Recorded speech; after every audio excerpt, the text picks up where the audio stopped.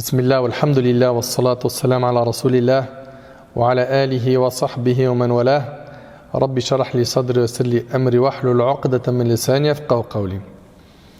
Aujourd'hui, bi'idhnillah azza wa jalla, on voit une nouvelle invocation. Elle est normalement connue par un grand nombre de musulmans et de musulmanes.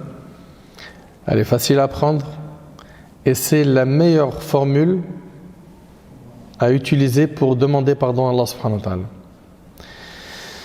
Celle-ci est la suivante. Allahumma anta rabbi, la ilaha illa ant, khalaqtani wa ana abduk, wa ana ala ahdika wa wa'adika ma istata'at. A'udhu bika min sharri ma sana'at. Abu'u laka bi ni'matika alayya wa abu'u bi dhanbi. Faghfir li fa innahu la yaghfiru dhunuba illa ant. Ce dua, il est dans l'authentique de l'imam al-Bukhari rahimahullah. Il signifie: ô Seigneur, tu es mon Dieu, il n'y a d'autre divinité que toi. Tu m'as créé et je suis ton serviteur. Je me conforme autant que je peux à mon engagement et à ma promesse vis-à-vis de toi. Je me mets sous ta protection contre le mal que j'ai commis. Écoutez, je me mets sous ta protection contre le mal que j'ai commis. Je reconnais ton bienfait à mon égard et je reconnais mon péché. Pardonne-moi, car il n'y a que toi qui pardonnes les péchés. C'est pas trop beau, franchement? Très bien. Soyez attentifs, s'il vous plaît. Cette invocation est considérée comme la meilleure invocation pour demander pardon. Cette invocation est considérée comme la meilleure invocation pour demander pardon. Le prophète alayhi salatu wassalam a dit à son sujet: quiconque prononce ces paroles avec certitude en se couchant et meurt lors de cette nuit entrera au paradis. Je répète, quiconque prononce ces paroles avec certitude en se couchant et meurt lors de cette nuit entrera au paradis. Et il en est de même pour celui qui les prononce en se réveillant. Il meurt, il va au paradis. Il meurt, il va au paradis. Elle est également surnommée la formule maîtresse du pardon. La formule maîtresse du pardon. Sayyid al-istighfar. Quand vous dites Allahumma anta rabbi, la ilaha illa ant. Ô Seigneur, tu es mon Dieu, il n'y a d'autre divinité que toi. Le serviteur d'Allah reconnaît le tawhid al-rububiyya, la seigneurie d'Allah azza wa jal. Qu'Allah tabarak wa ta'ala est le créateur, le pourvoyeur, celui qui donne la vie, qui donne la mort. Tawhid al-rububiyya. Le croyant qui récite cette invocation affirme également qu'il croit au tawhid al-uluhiyya. C'est le fait de quoi? Vouer un culte exclusif à Allah. Que toutes les adorations qu'on fait, on les fait pour qui? Pour Allah tabarak wa ta'ala. Je prie pour Allah. Je vais sacrifier une bête, c'est pour Allah. Je fais tawaf, c'est pour Allah. Le droit ultime d'Allah azza wa jal d'être adoré sans associé. Quand vous dites Khalaqtani wa ana abduk, c'est bien ce qu'on dit, non? Tu m'as créé et je suis ton serviteur. Le croyant affirme que c'est à Allah azza wa jal seul qu'il est soumis dans la mesure où Allah n'a créé le fils d'Adam que pour qu'il l'adore.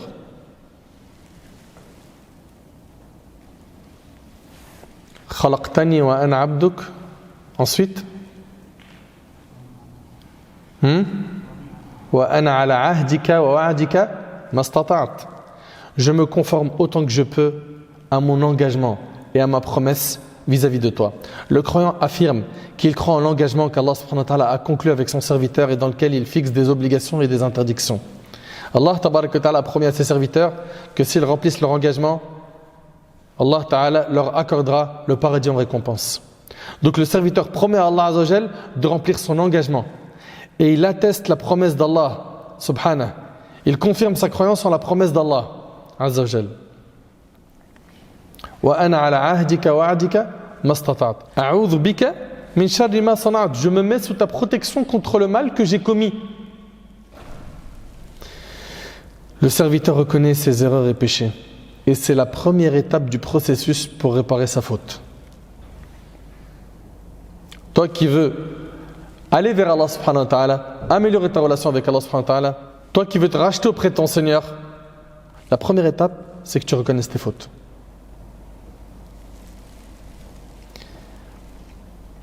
Je me mets sous ta protection contre le mal que j'ai commis.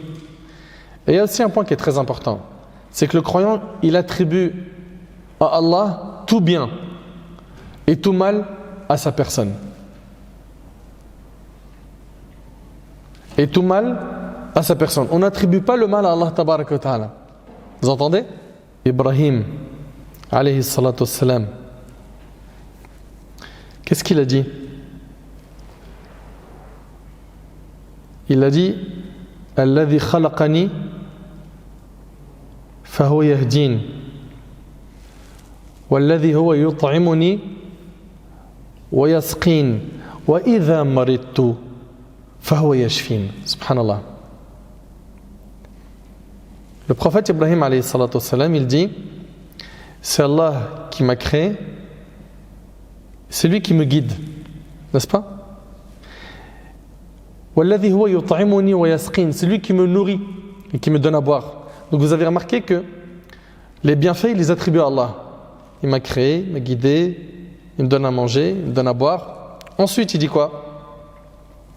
Il dit wa idha maridtu, et quand je tombe malade, c'est lui qui me guérit. Est-ce qu'il a dit et quand il me fait tomber malade? Donc ça, c'est le comportement à avoir avec Allah. Tu attribues le bien à Allah et le mal à ta personne. Donc le croyant, il impute la responsabilité du mal commis à ses propres actions et non pas à son Seigneur. Cette imputation est conforme à ce que le prophète a dit dans une de ses invocations wa sharru laysa ilayk. Et tout mal commis ne t'est point attribuable. C'est rapporté par Muslim.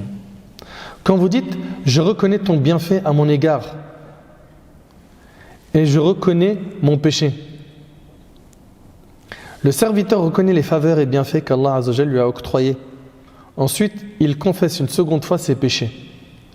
Puis il demande à Allah Azza wa Jalla de lui pardonner en disant Faghfir li, fa innahu la yaghfiru dhunuba illa ant. Pardonne-moi car il n'y a que toi qui pardonne les péchés. Quiconque demande constamment à Allah subhanahu wa ta'ala de lui pardonner sera sur les traces de la sunna du messager d'Allah sallallahu alayhi wa sallam, qui disait j'implore le pardon d'Allah plus de 70 fois par jour. Et c'est rapporté par le Bukhari. On réalise ça 70 fois. Dans une autre version, il disait aussi j'implore le pardon d'Allah 100 fois par jour. C'est rapporté par Muslim. Subhanallah. 100 fois par jour, il demande pardon à Allah. On en est où par rapport à ça? Et vous savez, l'istighfar, ça débloque énormément de situations. Tu es dans une épreuve, une difficulté, une gêne. Istaghfir. Demande pardon à Allah. Dis astaghfirullah. Astaghfirullah. Astaghfirullah. Répète cette formule. Ça va te soulager ton cœur. Ça va te faciliter d'endurer l'épreuve. Allah tabaraka ta'ala va t'accorder une délivrance. Demande le pardon à Allah. Implorer le pardon d'Allah Azza wa Jalla est une sécurité contre son châtiment. Allah tabaraka ta'ala il nous dit وَمَا كَانَ اللَّهُ لِيُعَذِّبَهُمْ وَأَنْتَ فِيهِمْ وَمَا كَانَ اللَّهُ مُعَذِّبَهُمْ وَهُمْ يَسْتَغْفِرُونَ. Mais Allah ne saurait les châtier tant que tu te trouves parmi eux. De même qu'il ne saurait les punir tant qu'ils demandent son pardon. Donc le fait de demander pardon à Allah subhanahu wa ta'ala, ça te met à l'abri de son châtiment Azza wa Jalla. La déclaration de Nuh alayhi salam au sujet de la demande de pardon. فَقُلْتُ اسْتَغْفِرُوا رَبَّكُمْ إِنَّهُ كَانَ غَفَّارًا يُرْسِلِ السَّمَاءَ عَلَيْكُمْ مِدْرَارًا وَيُمْدِدُكُمْ بِأَمْوَالٍ وَبَنِينَ وَيَجْعَلْ لَكُمْ جَنَّاتٍ وَيَجْعَلْ لَكُمْ أَنْهَارًا. Je leur disais, donc c'est Nuh alayhi salam qui dit implorez le pardon de votre Seigneur, il est plein de mansuétude et il vous enverra du ciel des pluies abondantes. Et subhanallah, combien de fois on a des histoires de pieux prédécesseurs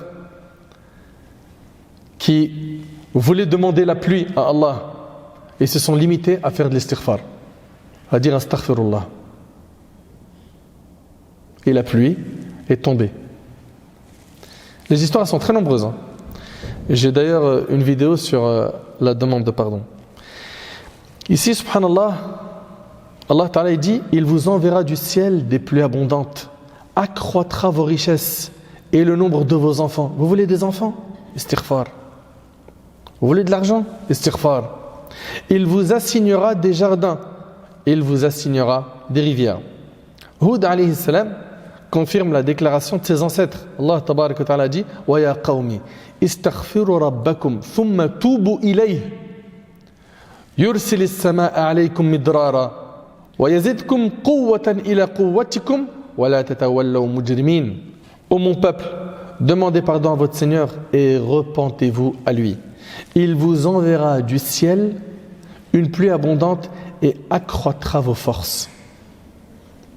Ne vous détournez donc pas de lui en devenant rebelle. Les stratagèmes de Satan sont déjoués grâce à l'istighfar. Méditez avec moi sur ce hadith qui est vraiment magnifique. Le hadith il est rapporté par l'imam Ahmad selon Abu Sa'id al-Khudri radiyallahu ta'ala anhu.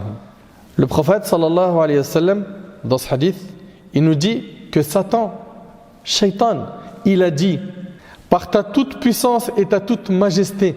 Il parle à qui? À Allah Ta'ala.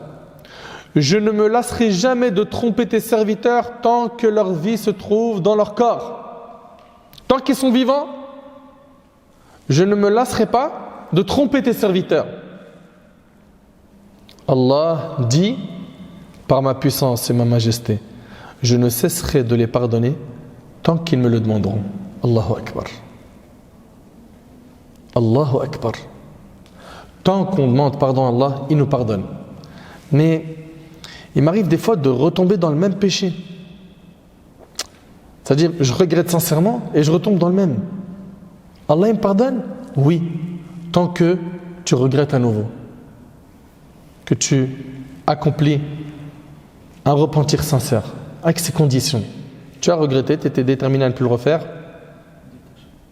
Tu t'es coupé sec du péché, puis tu as glissé. Tu es retombé dedans. Tant que tu demandes pardon à Allah subhanahu wa ta'ala, sincèrement, Allah tabaraka wa ta'ala te pardonnera. Après, il se peut que certains disent, bon puisque c'est comme ça, c'est facile, je vais faire des péchés, puis je demande pardon à Allah. Si toi tu pars avec cette intention, moi je te pose juste une question, et si tu meurs pendant le péché, tu fais comment? Est-ce que vous avez oublié qu'on est ressuscité de la même manière dont on est mort? Imagine tu meurs pendant ce péché. Tu seras ressuscité le jour du jugement sur ce péché. C'est chaud. Satan a dit, par ta toute puissance et ta toute majesté, je ne me lasserai jamais de tromper tes serviteurs tant que leur vie se trouve dans leur corps. Allah a dit, par ma puissance et ma majesté, je ne cesserai de les pardonner tant qu'ils me demanderont. Allah a dit, par ma puissance et ma majesté, je ne cesserai de les pardonner tant qu'ils me le demanderont. C'est rapporté par l'imam Ahmad, comme on vous a dit, et d'autres. Subhanallah. Quand Adam et son épouse, alayhim assalam, ont commis le premier péché de l'histoire humaine, en mangeant ce qui provenait de l'arbre interdit, leur première réaction, ça a été quoi? Allô? De demander pardon. Wa in lam taghfir lana wa tarhamna lanakunanna min al-khasirin. Regardez, méditez sur la profondeur de ce verset. Ils dirent, Seigneur, dirent Adam et son épouse, nous avons agi injustement envers nous-mêmes. Si tu ne nous pardonnes pas et si tu nous refuses ta grâce, nous serons à jamais perdus.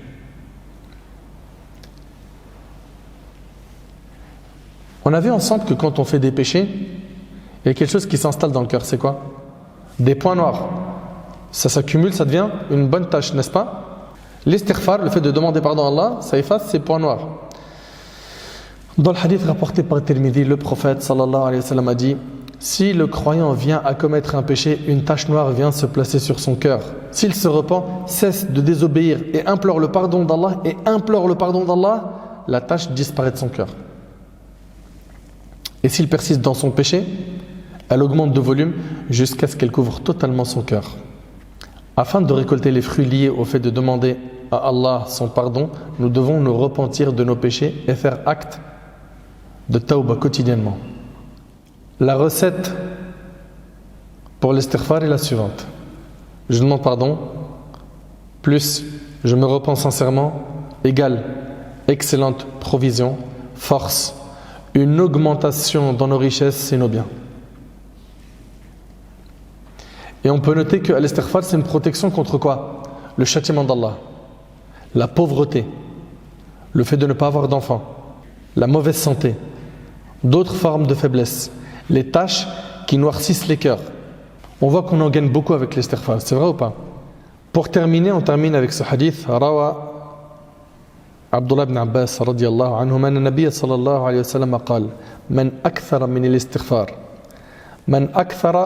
من الاستغفار جعل الله له من كل هم فرجا ومن كل ضيق مخرجا ورزقه من حيث لا يحتسب.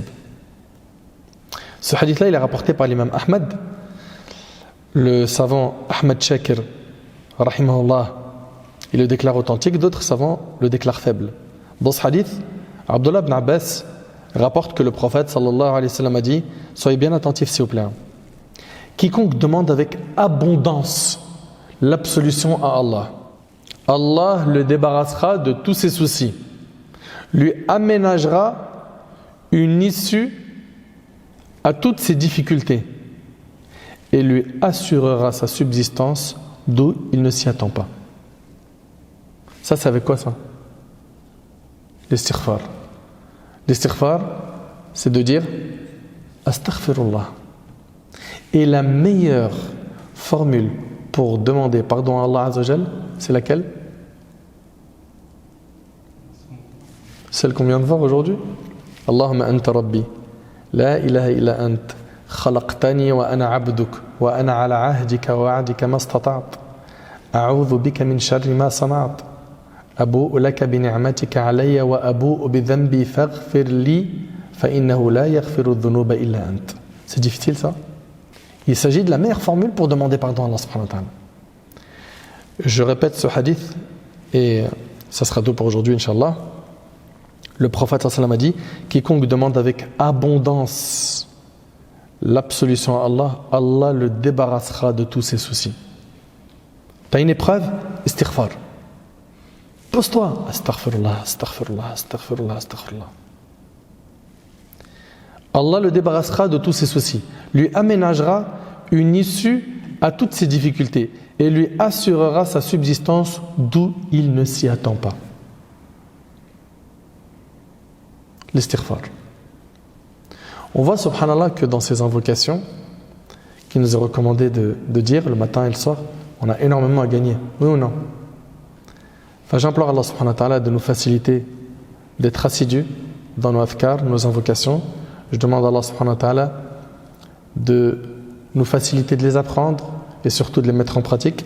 أسأل الله سبحانه وتعالى أن ينفعني بما قلت وينفعكم بما سمعتم. هذا ما أعلم والله عز وجل أعلى وأعلم. سبحانك اللهم بحمدك أشهد أن لا إله إلا أنت أستغفرك وأتوب إليك وآخر دعوانا أن الحمد لله رب العالمين.